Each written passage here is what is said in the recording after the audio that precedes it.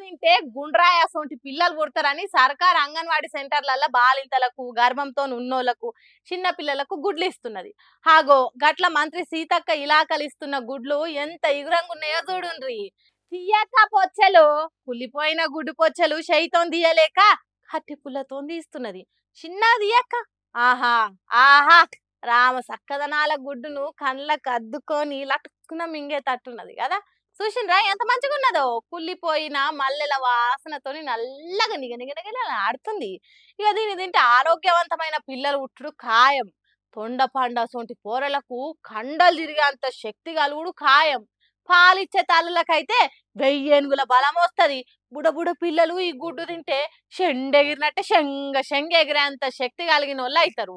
చోటా భీములు, చిట్టి హనుమంతులై గాలిలోకి లేచిపోతారు. అందుకే కావచ్చు మంత్రి సీతక్క ఏరియాల ఏరి కోరి కుళ్ళిన గుడ్డును వంచుతున్నది కావచ్చు. ములుగు జిల్లా గోవిందరావుపేట మండలం గాంధీనగర్ అనే ఊర్లే అంగన్వాడీ సెంటర్ల పంచిన గుడ్ల బాగోతం ఇది.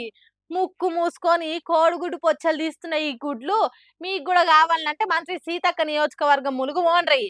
ఆరోగ్యాలు అద్భుతంగా బాగుపడతాయి. ఏమంటారు?